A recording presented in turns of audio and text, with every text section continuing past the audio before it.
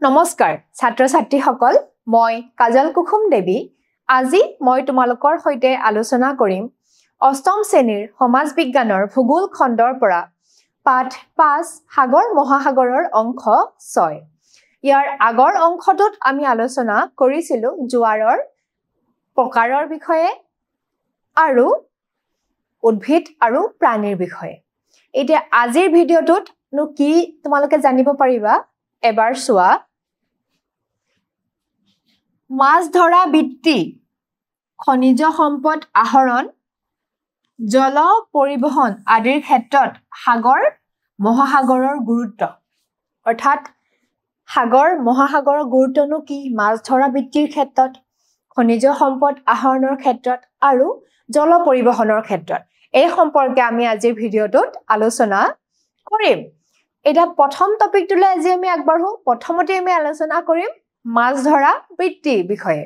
মাছ ধৰা বৃত্তিটো অতি প্ৰাচীন কালৰ পৰাই চলি আহিছে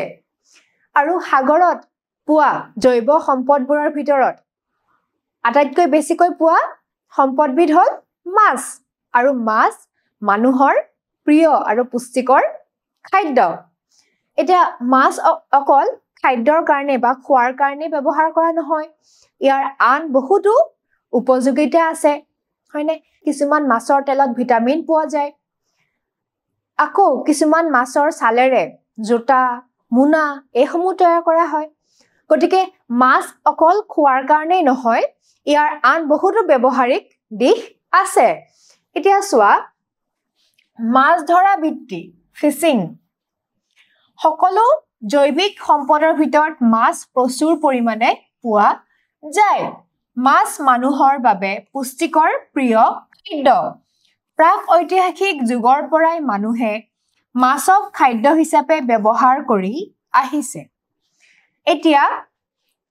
সাগৰ মহাসাগৰত পোৱা জৈৱিক সম্পদবোৰৰ ভিতৰত প্ৰচুৰ পৰিমাণে কি পোৱা যায় মাছ পোৱা যায় আৰু এই মাছ মানুহৰ প্ৰিয় খাদ্য আৰু এই পুষ্টিকৰ খাদ্য আৰু প্ৰাক ঐতিহাসিক যুগৰে পৰাই মানুহে মাছক খাদ্য হিচাপে গ্ৰহণ কৰি আহিছে এতিয়া চোৱা খাদ্যৰ বাবে বেছিকৈ ধৰা মাছসমূহ হ'ল খাদ্যৰ কাৰণে বেছিকৈ কি মাছনো ধৰা হয় চোৱা হেৰিং সাৰ্ডিন কড মাগুৰ সালমন টুনা হেডক এইবোৰ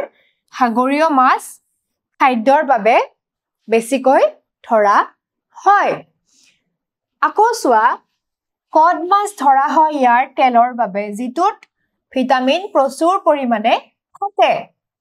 জোতা মুনা আদি বনোৱাৰ বাবে হাংগৰ মাছৰ ছাল ব্যৱহাৰ কৰা হয় এতিয়া এই যে কড মাছ যেটো খাদ্যৰ কাৰণে ধৰা হয় তাৰ আন এক উপযোগিতা আছে কি কড মাছৰ তেল ভিটামিন সমৃদ্ধ গতিকে ই উপযোগী তাৰ উপৰিও হাংগৰ মাছৰ ছাল ডাঠ হয় আৰু এই ছালেৰে কি তৈয়াৰ কৰা হয় জোতা মুনা ইত্যাদিও তৈয়াৰ কৰা হয় গতিকে মাছৰ বিভিন্ন উপযোগিতা আছে হয়নে অকল খোৱাৰ কাৰণে মানুহে ব্যৱহাৰ নকৰে ইয়াৰ আন ব্যৱহাৰিক উপযোগিতাও আছে এসো আজিকালি সাগৰীয় মাছ ধৰাটো এটা উন্নত উদ্যোগত পৰিণত হৈছে এতিয়া আজিকালি সাগৰীয় মাছ ধৰাটো এটা উদ্যোগ বৃহৎ উদ্যোগ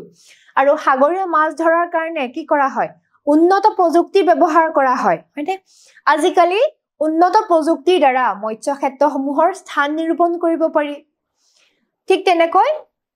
এই মাছ ধৰা যিটো সাগৰীয় মাছ ধৰা যিটো প্ৰক্ৰিয়া হি এটা উদ্যোগলৈ পৰিণত হৈছে আৰু এই মাছসমূহ কি কৰা হয় ধৰি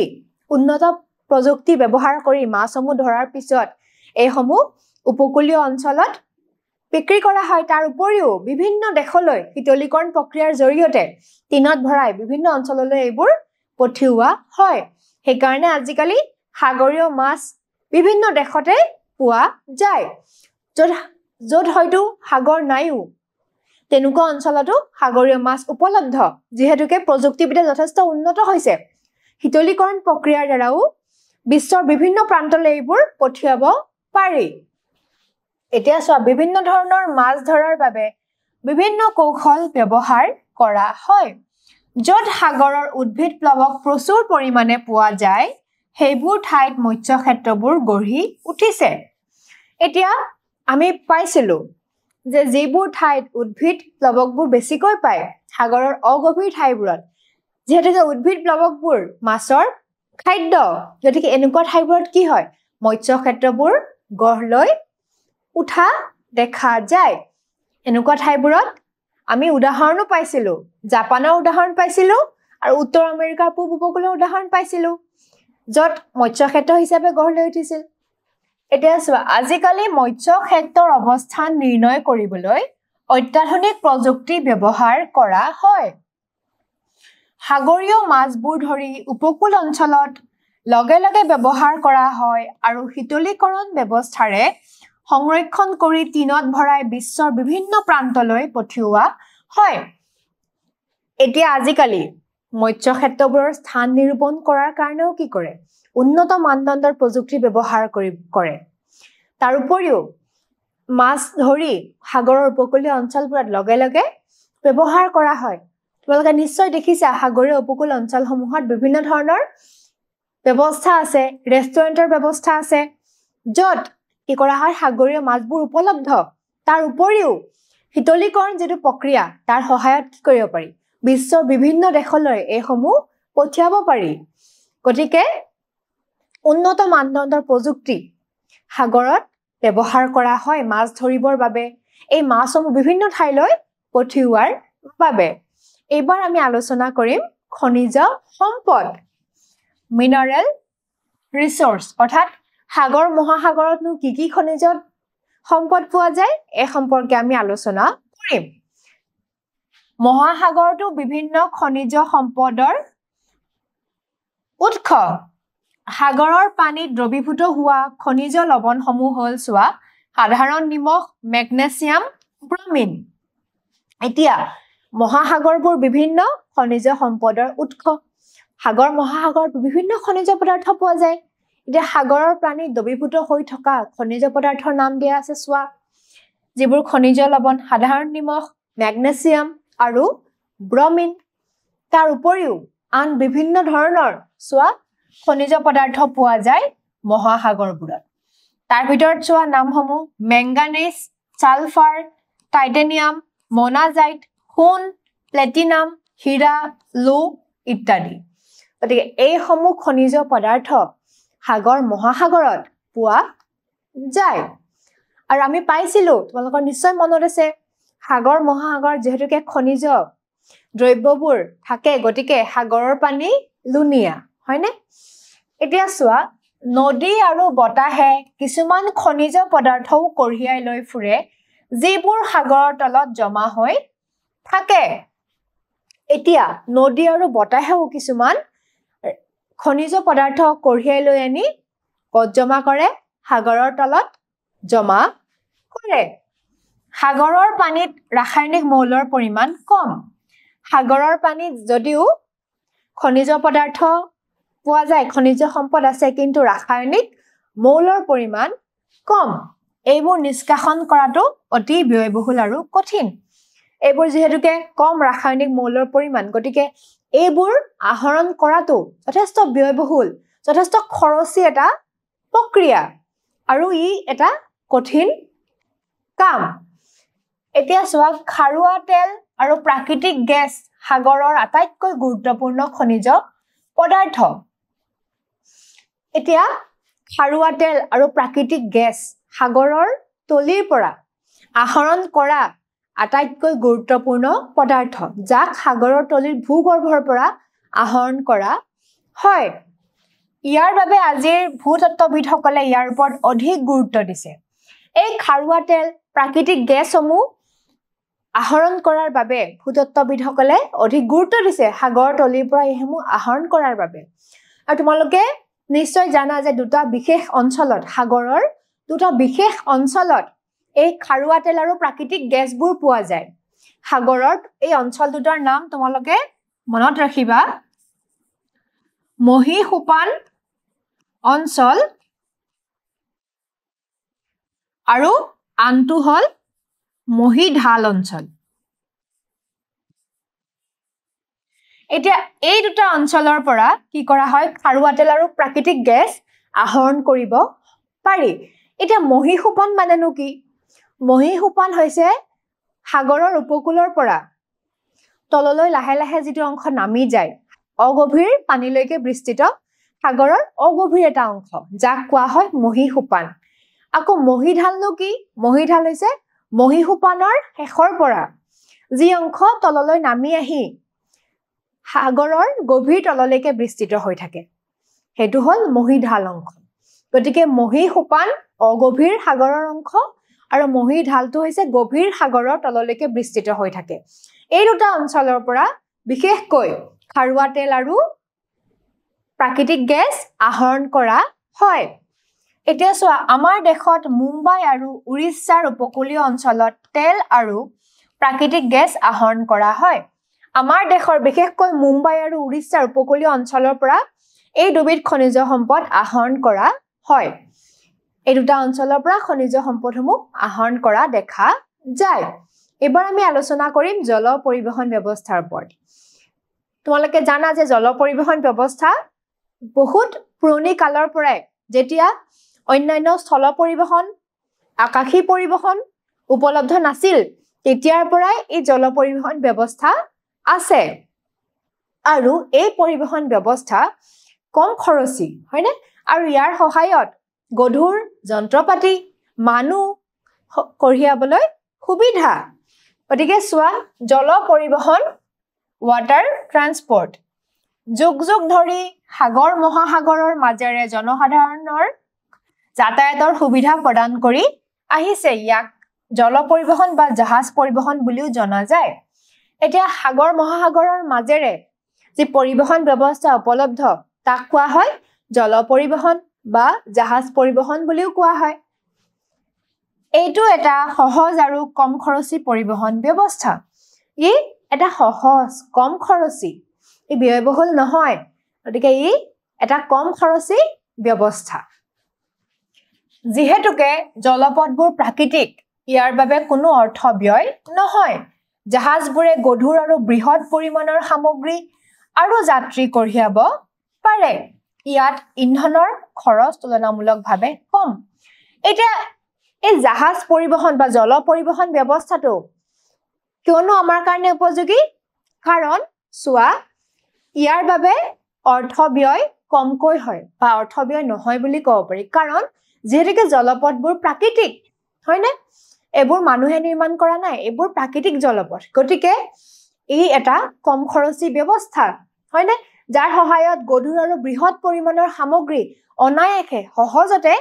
পৰিবহণ কৰিব পাৰি আৰু ইয়াত যি ইন্ধনৰ খৰচ হয় তাৰ পৰিমাণো কম ইয়াত ব্যৱহৃত ইন্ধনৰ পৰিমাণো তুলনামূলকভাৱে কম সেইকাৰণে কি হয় এই জাহাজ পৰিবহণ ব্যৱস্থাটো এটা কম খৰচী এটা সহজ পৰিবহণ ব্যৱস্থা বুলি কোৱা হয় আন্তঃৰাষ্ট্ৰীয় বাণিজ্যৰ ক্ষেত্ৰত জল পৰিবহণ অতি উপযোগী কাৰণ কিয় ৰেল পৰিবহণ পথ পৰিবহণ আকাশী পৰিবহণলৈ কিছু সীমাবদ্ধতা আছে এতিয়া আন্তঃৰাষ্ট্ৰীয় বাণিজ্যৰ ক্ষেত্ৰতো এখন দেশৰ পৰা আন দেশলৈ বিভিন্ন সামগ্ৰী বস্তু যেতিয়া ৰপ্তানি কৰিব লাগে আদান প্ৰদান কৰা হয় তাৰ ক্ষেত্ৰতো কি হয় এই পৰিবহণ ব্যৱস্থা অৰ্থাৎ জল পৰিবহণ ব্যৱস্থা উপযোগী কাৰণ কিয় জল পৰিবহণ ব্যৱস্থাত সীমাবদ্ধতা কম তাৰ তুলনাত যদি আমি চাওঁ আকাশী পৰিবহণ পথ পৰিবহণ ৰেল পৰিবহণ এই সমূহত সীমাবদ্ধতা বেছি যেহেতুকে জল পৰিবহণটো বা জলপথবোৰ প্ৰাকৃতিক গতিকে তাত সীমাবদ্ধতাবোৰো কম হয় সেইকাৰণে আন্তঃৰাষ্ট্ৰীয় বাণিজ্যৰ ক্ষেত্ৰতো যিকোনো দেশলৈ সামগ্ৰী ৰপ্তানি কৰা যিকোনো দেশৰ পৰা সামগ্ৰী আমদানি কৰা এই সমূহ ক্ষেত্ৰতো জল পৰিবহণ ব্যৱস্থাটো উপযোগী চাৰিওফালে মুক্ত আৰু সমানভাৱে স্থলপথৰ ক্ষেত্ৰত থকা কিছুমান বাধা জলপথত নাথাকে যেহেতুকে চাৰিওফালে মুক্ত হয়নে আৰু সমানভাৱে স্থলপথৰ ক্ষেত্ৰত থকা বাধা ইয়াত দেখা নাযায় স্থলপথবোৰ মুক্ত নহয় হয়নে তাত বিভিন্ন সীমাবদ্ধতা দেখা যায় কিন্তু জলপথবোৰ মুক্ত এইবোৰ প্ৰাকৃতিক গতিকে এই সমূহৰ ক্ষেত্ৰত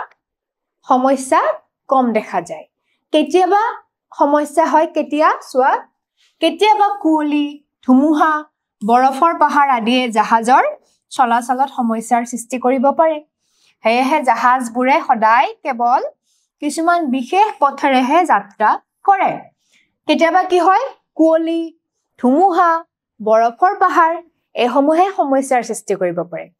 আমি পাইছিলো তোমালোকৰ নিশ্চয় মনত আছে জাহাজ চলাচলত ঘন কুঁৱলী হয়নে আৰু ধুমুহাই বিশেষভাৱে অসুবিধাৰ সৃষ্টি কৰে মানে এইসমূহ কাৰকেহে অসুবিধাৰ সৃষ্টি কৰিব পাৰে বৰফৰ পাহাৰ এইসমূহ বাধাৰ পৰা ৰক্ষা পাবৰ কাৰণে কি কৰে জাহাজবোৰে কিছুমান নিৰ্দিষ্ট পথৰেহে গতি কৰে গতিকে এই পৰিবহন ব্যৱস্থা এটা উপযোগী পৰিবহন ব্যৱস্থা মহাসাগৰ সমূহে বিপুল সুবিধা প্ৰদান কৰি মানৱ সমাজক উপকৃত কৰিছে আমি ইতিমধ্যে পালো মহাসাগৰৰ পৰা বিভিন্ন ধৰণৰ সা সুবিধা পোৱা যায় হয়নে বিভিন্ন জৈৱিক সম্পদ পোৱা যায় হয়নে তাৰ উপৰিও বিভিন্ন খনিজ পদাৰ্থবোৰ খনিজ সম্পদবোৰ খাৰুৱা তেল হওক প্ৰাকৃতিক গেছ হওক তাৰ উপৰিও যি জল পৰিবহন ব্যৱস্থা এই ব্যৱস্থাসমূহে মানুহক কি কৰিছে উপকৃত কৰিছে এইসমূহ মানুহৰ কাৰণে উপযোগী কিন্তু পৃথিৱীৰ বৰ্ধিত জনসংখ্যাৰ ফলত প্ৰয়োজনীয় সম্পদৰ নাটনি হ'ব ধৰিছে গতিকে মানুহে সম্পদ আহৰণৰ বাবে সাগৰ মহাসাগৰলৈ চকু দিছে যেহেতুকে বৰ্তমান জনসংখ্যা দ্ৰুতগতিত বাঢ়ি যাবলৈ ধৰিছে জনসংখ্যাৰ বিস্ফোৰণ হ'বলৈ ধৰিছে গতিকে কি হৈছে এই সম্পদবোৰৰ নাটনি ক্ৰমান্বয়ে পৰিলক্ষিত হৈছে সেইকাৰণে বৰ্তমান মানুহে সাগৰ মহাসাগৰত থকা আমি পাইছিলো যে ভূতত্ত্ববিদসকলেও সাগৰ মহাসাগৰৰ তলিত থকা খনিজ পদাৰ্থসমূহলৈ চকু দিছে গতিকে মানুহে এতিয়া সাগৰ মহাসাগৰৰ পৰা সম্পদ আহৰণৰ ওপৰত গুৰুত্ব দিছে যেহেতুকে আন সম্পদসমূহৰ ক্ষেত্ৰত জনসংখ্যা বৃদ্ধিয়ে বিভিন্ন হেঁচাৰ সমস্যাৰ সৃষ্টি কৰিছে গতিকে লাহে লাহে মানুহে এই সম্পদসমূহৰ ওপৰত গুৰুত্ব দিবলৈ ধৰিছে এই সম্পদসমূহ আহৰণৰ ক্ষেত্ৰত গুৰুত্ব দিব ধৰিছে উন্নত প্ৰযুক্তিৰ দ্বাৰা মানুহে সাগৰৰ পৰা সম্পদ আহৰণ কৰিবলৈ সক্ষম হৈছে বিভিন্ন ধৰণৰ উন্নত মানদণ্ডৰ প্ৰযুক্তি ব্যৱহাৰ কৰি সাগৰ মহাসাগৰৰ পৰা মানুহে বিভিন্ন সম্পদ আহৰণ কৰাত সক্ষম হৈছে আমি ইতিমধ্যে পালো খনিজ পদাৰ্থ খাৰুৱা তেল প্ৰাকৃতিক গেছবোৰ আহৰণ কৰিব পাৰিছে বিভিন্ন মাছবোৰ সাগৰত যেটো মাছ মৰা বৃত্তি সেই বৃত্তিৰ দ্বাৰাও হি এটা সাগৰীয় মাছ মৰাটো এটা উদ্যোগলৈ পৰিণত হৈছে যিসমূহ আন ঠাইলৈ ৰপ্তানি কৰা হয় গতিকে এই ধৰণে মানুহে উন্নত প্ৰযুক্তি ব্যৱহাৰ কৰি বিভিন্ন ধৰণৰ সাগৰীয় সম্পদবোৰ আহৰণ কৰিবলৈ ধৰিছে বিশ্বৰ কিছু অংশ আৰু আন কিছুমান দ্বীপৰ উপকূলীয় অঞ্চলে নিজৰ মনোমোহা সৌন্দৰ্যৰ বাবে মানুহক আকৰ্ষণ কৰিছে মানে বিশ্বৰ বিভিন্ন অংশত উপকূলীয় অঞ্চল সাগৰ মহাসাগৰৰ যি সৌন্দৰ্য সেই সৌন্দৰ্যই পৰ্যটকৰ পৰিমাণ বঢ়াইছে যি অৰ্থনৈতিক দিশতো সহায় কৰিছে অৰ্থনৈতিক উন্নতিৰ ক্ষেত্ৰত এইদৰে অদূৰ ভৱিষ্যতে মানুহ আৰু সাগৰৰ সম্পৰ্ক আৰু অধিক গাঢ় হ'ব গতিকে এইদৰে যদি গৈ থাকে তেতিয়াহ'লে কি হ'ব মানুহ আৰু সাগৰ মহাসাগৰৰ যি সম্পৰ্ক সেয়া আৰু অধিক গাঢ় হ'ব আজি মই তোমালোকৰ আগত যিখিনি আলোচনা কৰিলো তাৰ ওপৰত ভিত্তি কৰি আজি প্ৰশ্নকেইটালৈ আগবাঢ়ো প্ৰথম প্ৰশ্নটো চোৱা এবিধ সাগৰীয় মাছৰ নাম লিখা আমি কেইবাবিধো সাগৰীয় মাছৰ নাম পাইছিলো এতিয়া আমি উত্তৰ এবিধ সাগৰীয় মাছৰ কথা কৈছে গতিকে আমি লিখিম